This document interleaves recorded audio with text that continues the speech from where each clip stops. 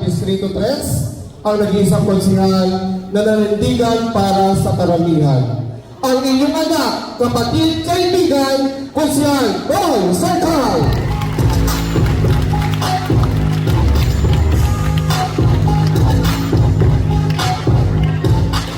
Iyon o! Magandang hapon, mga minamahal kong mga lolo't lola. Kamusta po kayo? Nagplanas pa kayo kanina umaga? Hindi.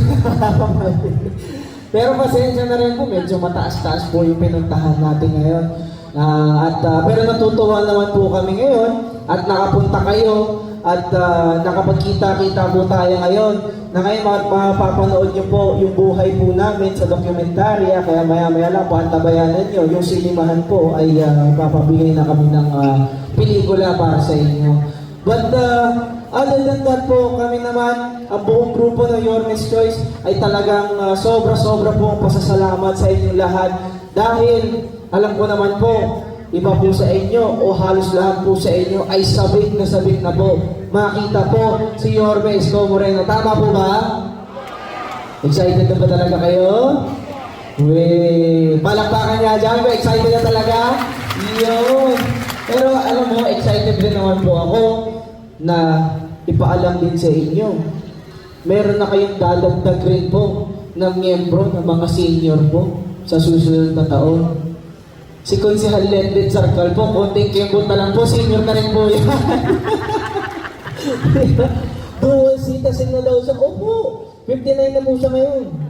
Oo, talaga yung mga kabats ng tatay ko talagang loyal po talaga sa kanya. Kapag tinatanong ko po talaga, depende sa edad po talaga. Pag tinanong ko, ito po, importanteng tanong. Sino po ba talaga mas gwapo? Si Konsehal Lenlet o si Tol Sarkal?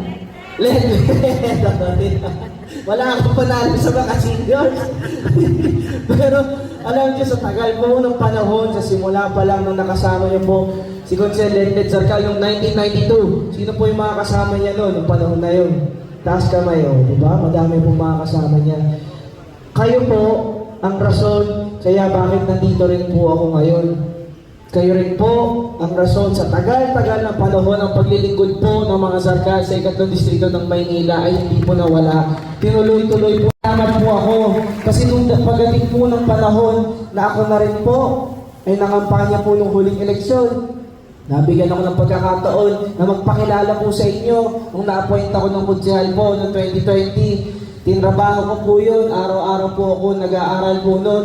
Inaalam ko po kung paano maging mabuting konsehal. Inaaral ko rin po kung paano po mas makapaglingkod po sa taong bayan. At nung panahon po, nung nakaraang eleksyon, nung nagpakilala po ako sa inyo, nabigyan niyo po ako ng pagkakataon na maging totoong konsehal na po sa 2nd Distrito ng Maynila. Kaya maraming salamat po sa tiwala ninyo sa akin.